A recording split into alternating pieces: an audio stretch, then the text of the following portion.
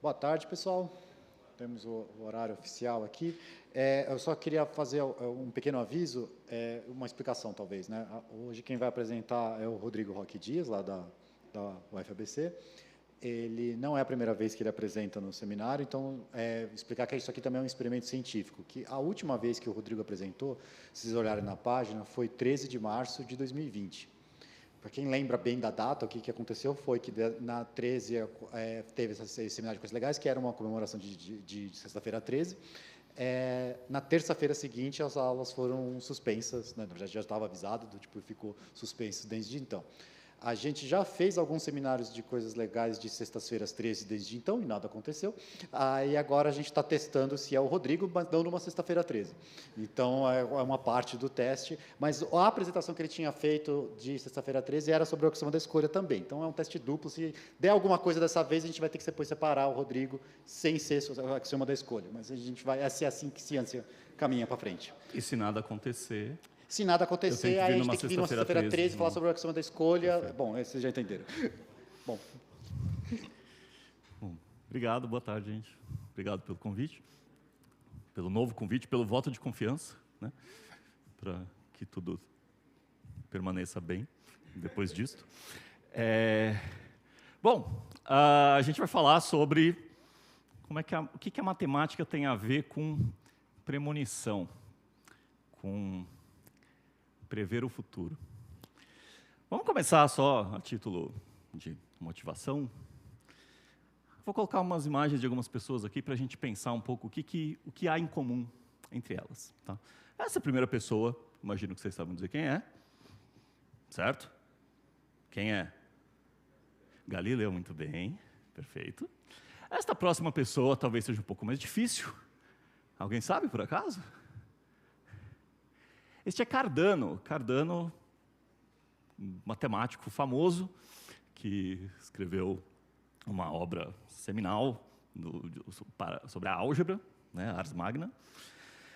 E daí, assim, eu vou acrescentando pessoas aqui, você pode pensar, bom, a cada pessoa, tem várias coisas que podem unir essas duas pessoas. Né? Por exemplo, pode falar, você vai colocar uma sequência de fotos de pessoas que nasceram na Itália. Mas a cada nova pessoa que for acrescentada aqui, o critério de qual que é a coisa que une essas pessoas vai ficando mais restrito. Né? Então, a próxima pessoa já elimina a Itália. Alguém sabe dizer quem é esse cidadão? Esse é Johannes Kepler. Acho que dispensa apresentações, quem é Kepler, certo? Então, você pode pensar, tudo bem, você está falando de matemáticos, astrônomos, importantes da história. Então, o critério não era esse. E pela próxima foto você pode perceber. O critério essas pessoas, todas elas estiveram envolvidas com astrologia. Mas sim, Galileu, Cardano e Kepler, e, bom, Márcia Sensitiva e Walter Mercado, imagino que vocês já sabiam, mas esses três cientistas célebres, sim, eles fizeram muitos trabalhos, né, era um ganha-pão muito comum na época, tá? Você fazer realmente previsões a respeito do futuro dos nobres, dos reis, do pessoal que tinha dinheiro, né, naquela época, então ajudava a pagar as contas. Então, sim, é sobre isso que a gente vai falar hoje. Tá? Sobre justamente, né, a gente vai recuperar um pouco o vínculo entre a matemática e a previsão do futuro, que realmente, assim, os exemplos de matemáticos que estiveram envolvidos com previsão do futuro, os que eu encontrei mais recentes foram esses. Tá? Então, realmente, acho que é um vínculo que está meio perdido aqui na história, então eu queria trazer de volta para a gente refletir um pouco a respeito da conexão entre essas duas coisas, né? Entre a matemática e o desconhecido, o oculto, o misterioso. Né? E daí é claro, né, que você deve estar fazendo essa cara por dentro. Né? Tipo, peraí, né? Qual é? Francamente. Né? Seminário de coisas legais, tipicamente, costuma ser um seminário de matemática, alguma coisa assim, né? Você vem me falar agora de prever o futuro, né? No título, já. Né? Então, vamos ver se realmente essas coisas não estão relacionadas de alguma maneira. Tá? vamos definir algumas coisas para a gente poder avançar, tá? Então, primeira coisa que imagino que algumas pessoas já conheçam, outras não, então vamos introduzir esse vocabulário aqui, né? A gente fala aqui o que é uma boa ordem no conjunto. Eu tenho um conjunto, então eu vou estabelecer uma relação que compara elementos desse conjunto, e ela tem que satisfazer duas coisas para merecer ser chamada de boa ordem. A primeira coisa é, quaisquer dois elementos do meu conjunto têm que ser comparáveis, a menos que sejam o mesmo. Bom, se são o mesmo, são comparáveis pela relação de igual. Enfim, dados quaisquer dois elementos, ou o primeiro é menor que o segundo, ou o segundo é menor que o primeiro, ou eles são o mesmo. Tudo bem? Isso é o que a gente chama, só isso aqui, a gente já diria que é uma ordem total, uma ordem linear. Esqueci de colocar que tem que ser transitivo. Verdade, mas tudo bem. Tem que ser transitivo também, então se A é menor que B e B é menor que C, então A tem que ser menor que C. Essa seria mais uma condição aqui. Mas uma coisa importante para merecer ser chamado de boa ordem é que todo subconjunto não vazio tem que ter um elemento mínimo nessa ordem. Tudo bem?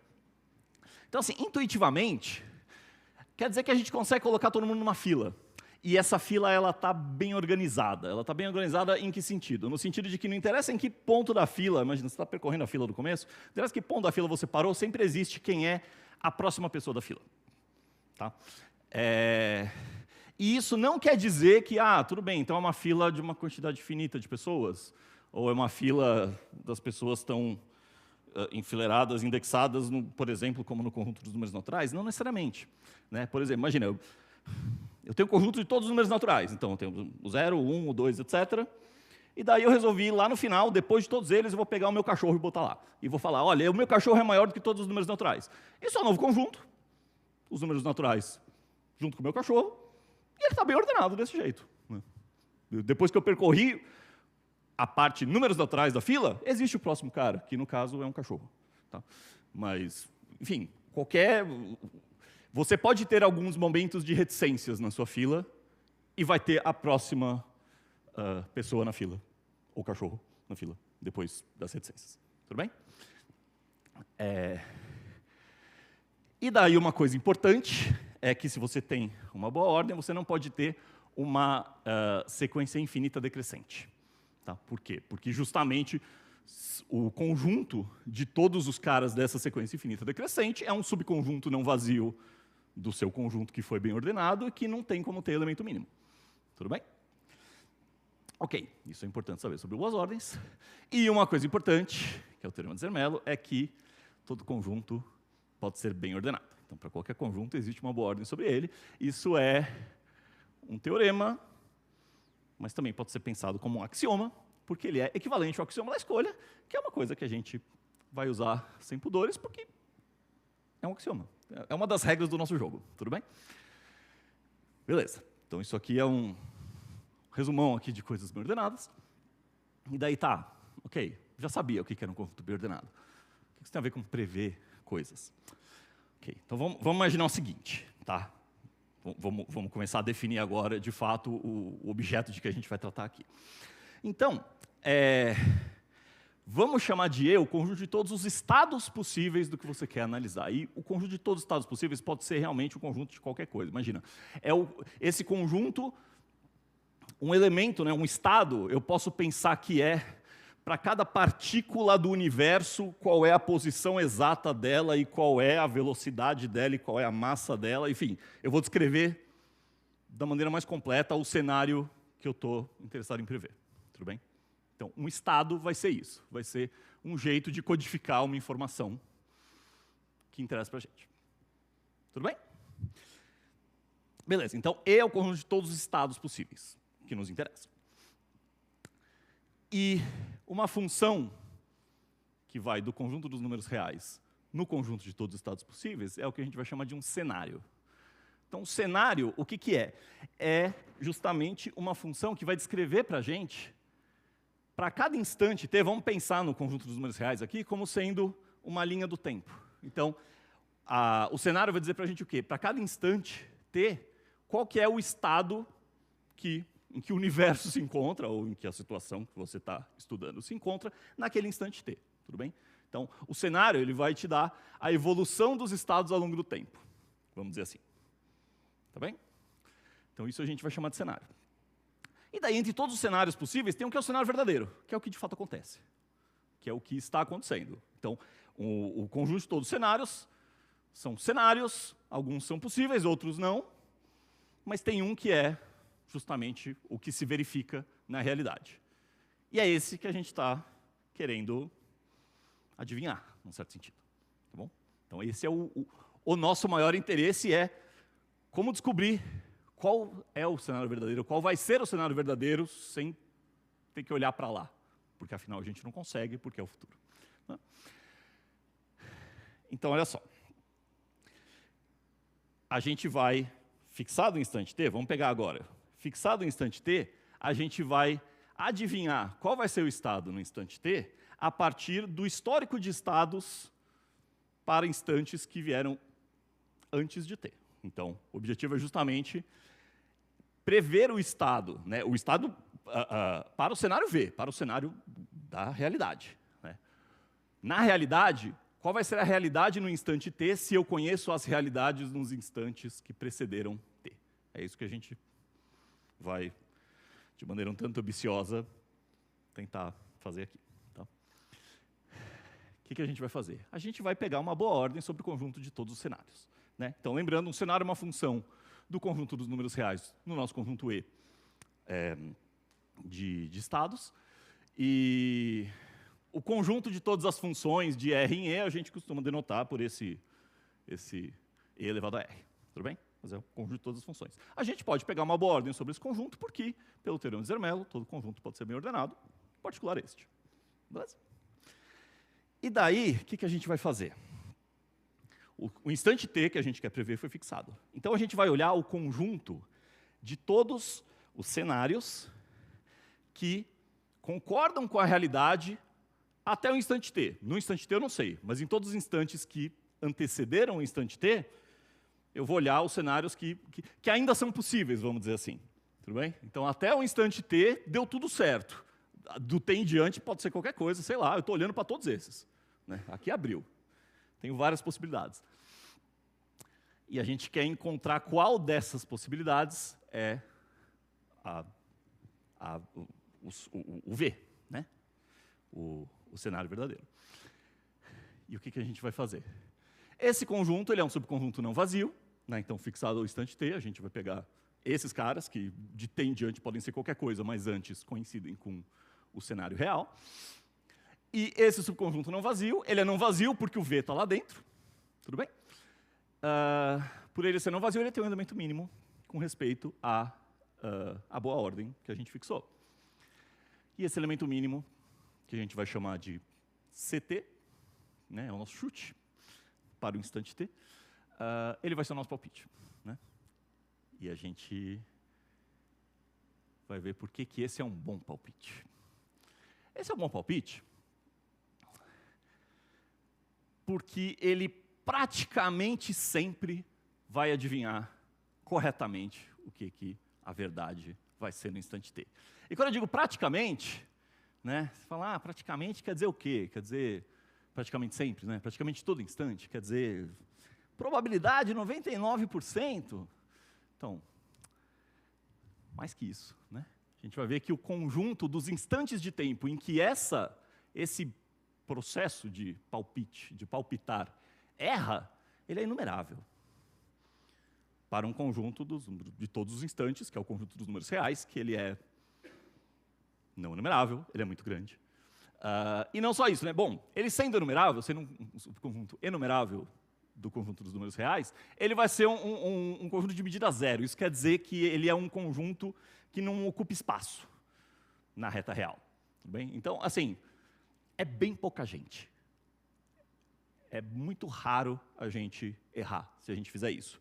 E quando eu digo que é muito raro a gente errar, é porque esse conjunto também é raro. Né? O que quer dizer um conjunto raro? Um conjunto ele é raro, tem algumas equivalências, né, o conjunto raro, mas eu quero dizer o seguinte, porque assim, você fala, o conjunto é numerável, beleza, tem medida zero, mas ainda assim pode ser que você esteja errando meio que sempre. Né? Por exemplo, o conjunto dos números racionais, ele é enumerável, mas ele é denso. Né? Se eu pegar qualquer intervalinho entre dois números reais, eu consigo achar um racional lá no meio. Então, por mais que sejam poucos números racionais, eles eles estão em toda parte, num certo sentido, né? Um conjunto denso. Um conjunto que é raro, isso não acontece. Assim, conjunto raro quer dizer o seguinte, se eu pegar qualquer intervalo, eu consigo achar dentro desse intervalo um outro intervalinho que não tem ninguém no meu conjunto. Então, não vai acontecer isso. Assim, realmente quase nunca. Quase a gente não vai errar. Num sentido de quase não errar, que é bem forte pra gente. Tudo bem? Mas vamos ver por que isso é verdade. Tá? Você não precisa acreditar em mim, afinal. Então, vamos mostrar isso. Vamos mostrar aqui esse conjunto. Primeiro, vamos mostrar que ele é enumerável. Tá? E o jeito de fazer isso o jeito de fazer as duas coisas, na verdade, tanto mostrar que ele é enumerável quanto mostrar que ele é raro, vai passar por mostrar que ele é bem ordenado, na ordem usual do conjunto de números reais. Ele é um subconjunto de R, né? Ele é um subconjunto de números reais, e a gente vai mostrar que ele é enumerável. E raro, mostrando que ele é bem ordenado. Por que ele é bem ordenado? Né? Supõe que não. Se ele não for bem ordenado, quer dizer que ele tem um subconjunto não vazio que não tem elemento mínimo. Então, dentro desse subconjunto, eu consigo pegar, usando o axioma da escolha, eu consigo pegar uma sequência decrescente. Né? Pega alguém lá. Eu sei que não é o mínimo, então tem alguém que é menor que esse cara. Pega ele. Esse aqui também não é o mínimo, tem alguém que é menor que esse. E assim por diante. Com isso, você constrói uma sequência decrescente, estritamente decrescente, de elementos desse conjunto. Tudo bem?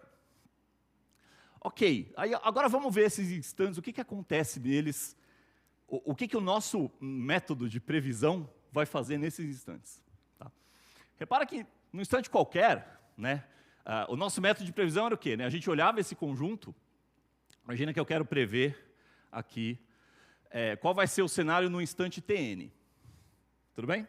No instante Tn, eu quero ver como é que eu vou fazer, qual era o método. Eu olhava o conjunto de todos os cenários que concordavam com o cenário da realidade nos instantes anteriores a Tn, e eu pegava o menor elemento daqui, na boa ordem que a gente fixou para o espaço de todos os cenários. Tudo bem?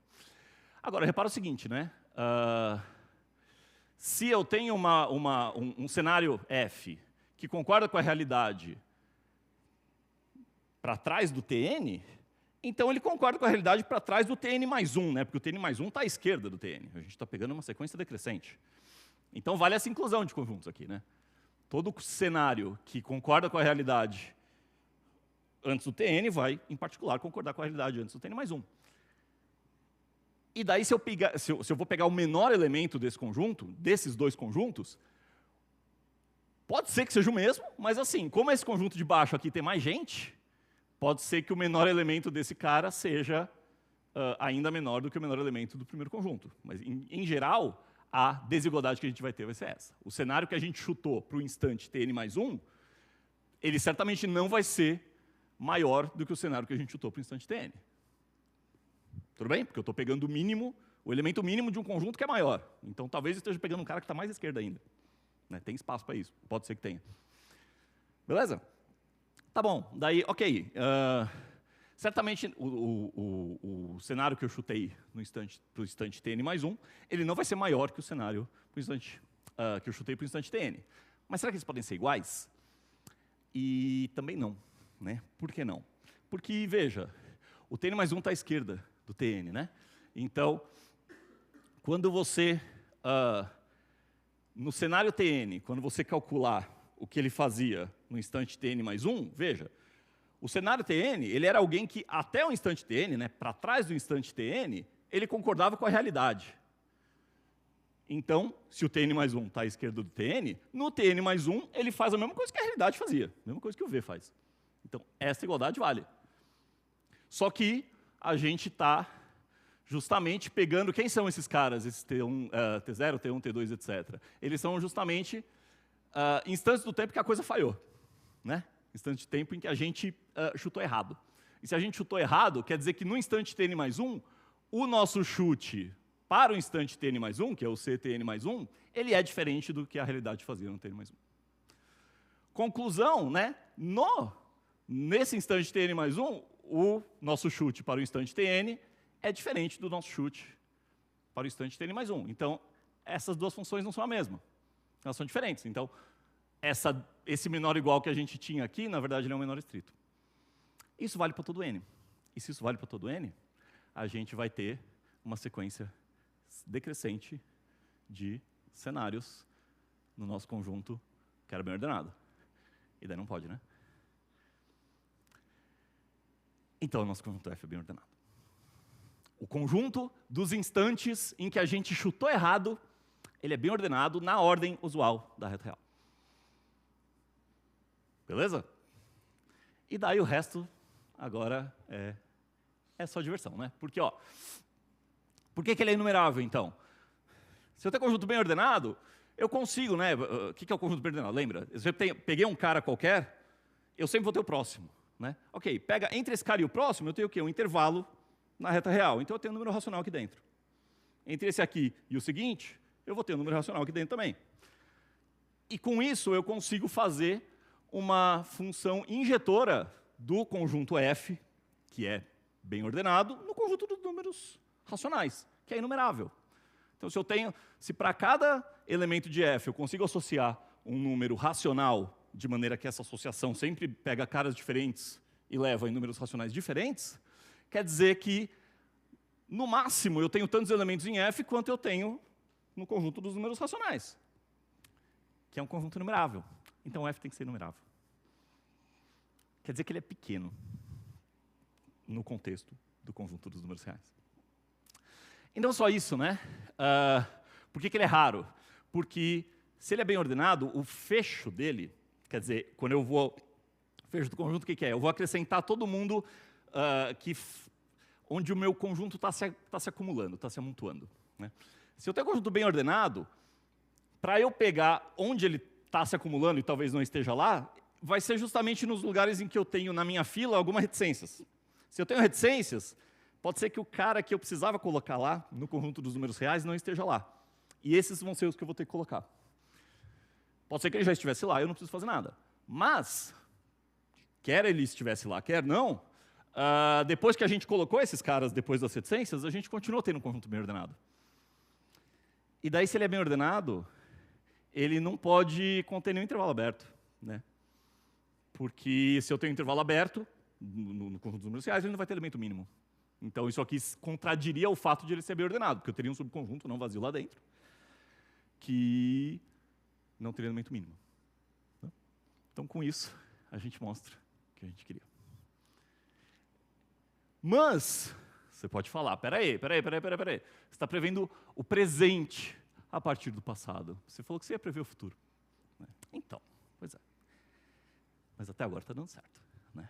Do jeito que a gente havia previsto, está acontecendo. Mas agora, será que a gente consegue ir além? Será que a gente consegue prever o futuro? E a real é que sim. Por uma coisa muito parecida, daí eu não vou preencher todos os detalhes sórdidos aqui, mas a gente consegue adaptar esse argumento anterior para mostrar o seguinte, que o conjunto dos instantes de tempo em que a gente consegue prever não só o que vai acontecer no instante t, mas o que vai acontecer num intervalinho de t até um t mais epsilonzinho, né, um intervalinho que sai do t e vai... O futuro próximo, vamos dizer assim, a gente consegue prever um futuro próximo tão bem quanto a gente estava fazendo antes. Tá? É uma adaptação menor do argumento. Eu ia falar, pode ficar como exercício? Não vou fazer isso com vocês. Mas não quero preencher os detalhes sórdidos, como eu disse, mas isso aqui vai ser verdade. Você pode verificar isso, se você ficou curioso, no artigo que eu estou usando como referência, esse resultado que eu vi, que é muito legal, nesse artigo do Harding e do Taylor, que eu descobri isso. E queria compartilhar com vocês. Espero que vocês tenham gostado, espero que vocês tenham se convencido de que, de fato, a matemática pode ajudar a gente a preencher esse gap histórico aqui entre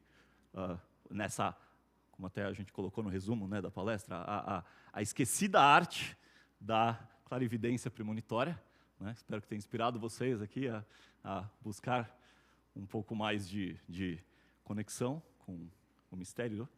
E é isso que eu tinha para dizer. Obrigado, gente.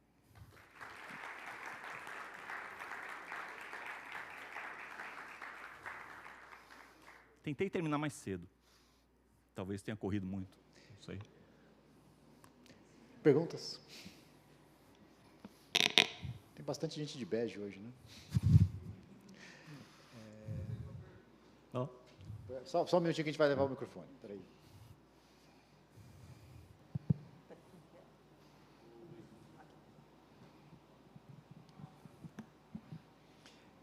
Eu não conhecia esse resultado, né? Nunca tinha ouvido falar. Mas você saberia dizer se ele ele gerou algum bafafá na área da filosofia com relação à determinação do universo, coisas desse tipo? Não saberia dizer. Ele saiu no American Mathematical Monthly, né, que é um periódico que... não sei, é um periódico muito legal para a gente encontrar coisas que, na verdade, podem render bons seminários de coisas legais. Eu não sei se teve alguma repercussão. E, na verdade, assim, esses dois caras, né, particularmente o Harding ele tem alguns artigos que são só dele, em que ele explora outras coisas, ele vai além disso aqui. Ele tem uma sequenciazinha de artigos em que ele fala sobre essas coisas de predição de cenários. Nesse próprio artigo, ele menciona, ele dá essa interpretação temporal para a coisa, acho que até para ter mais apelo, mas na verdade, o que eu fiz aqui, né, de pegar o conjunto dos números reais, na verdade, ele pega um conjunto totalmente ordenado qualquer. Aliás, não precisa nem ser totalmente ordenado, é só ordenado. E ele faz um comentário que isso pode ser interpretado também como um problema daqueles de qual é a cor do chapéu. Né? Imagina que é uma fileira de prisioneiros, eles têm que adivinhar qual é a cor do chapéu do outro, vendo, né, o rabo da sequência. Enfim, tem algumas interpretações. Não, estou te enrolando, eu não sei a resposta. A resposta é eu não sei. Não sei se teve. Mas é uma boa pergunta. Espero que tenha tido. Tão legal isso aqui. Outra pergunta aqui. Oba. Fazendo uma pergunta no sentido oposto agora, ignorando a parte de prever o futuro, tal, parece que essa é uma técnica de prova bem interessante. Assim. Você sabe se esse argumento, mais ou menos com a mesma roupagem, é usado para provar algum teorema em matemática pura mesmo? Eu devia ter estudado melhor os outros artigos deles. Porque sim, eles têm outros artigos que não são no American Mathematical Monthly, em que eles usam... na verdade, como é que eu tropecei nesse artigo? Né? Um dia, eu tive que fazer um review, não review de referir, mas realmente para um desses, que era um outro artigo deles, justamente sobre uma coisa mais de matemática pura. E daí eu achei tão legal, fui atrás das referências e cheguei nesse que parece ter sido o primeiro. E eu não vou me lembrar agora o que era aquele artigo, deveria ter estudado melhor os outros artigos deles antes de vir aqui, mas eu posso depois compartilhar isso. Mas sim, tem. A resposta é que tem. E mais uma pergunta, você tentou usar essa técnica para, voltando no que o Leandro falou, ver se daqui uns 2 dias vai acontecer uma catástrofe? Então, é que o epsilon pode ser tão pequeno quanto, né? Então, não chegou a 2 dias, infelizmente. Mais perguntas? É bom caber mais cedo, que tem mais tempo para pergunta. Oi, boa tarde. Isso aí, falando assim, o que você está dizendo é que, tendo conhecimento das coisas que eram verdade antes, você consegue prever um futurinho próximo, né? Uhum. Isso me lembrou, pelo menos, do que Laplace falou do demônio de Laplace. Que, se você conhecesse o passado e conseguisse analisar tudo, você conseguiria ver um pouquinho do futuro. Tem alguma relação com o que ele disse, ou é só uma coincidência que os dois falam mais ou menos uma coisa parecida? Eu acho que essa pergunta até conversa um pouco com a questão de implicações filosóficas aqui do negócio. Assim, esse procedimento aqui que a gente falou aqui hoje, ele é altamente não computável, né? Então, eu acho que existe até, a gente pode fazer um paralelo entre isso e o demônio de Laplace, porque, justamente, eu acho que é um pouco... Eu não sou filósofo, não estou aqui tratando das coisas que são a minha especialidade, mas eu entendo a questão do demônio de Laplace como sendo também, justamente, você não consegue, por mais que, se você conseguisse prever, isso não é algo que você, ser humano, consegue atingir, porque não é computável pelos meios que estão e poderão estar à nossa disposição.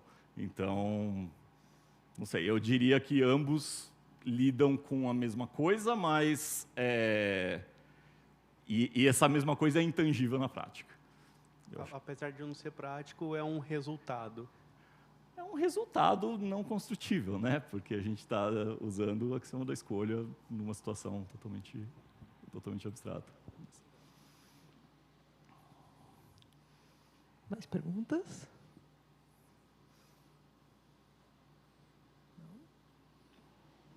Bom, então a gente tem o certificado laranja, como sempre, que é uma tradição do nosso seminário.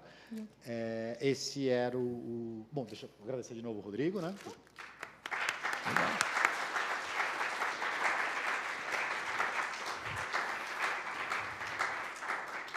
Esse era o último seminário que a gente tem para esse ano. E se o nosso experimento deu... Eu não sei dizer se ele deu certo, o que é o dar certo ou o dar errado, mas qualquer coisa a gente tem, então começa ano que vem novamente com o novo ciclo de seminários. Ele aparece aí nas páginas, no pôster e coisas aí. Espero que certo? sim. Então, obrigado, pessoal. Valeu, gente.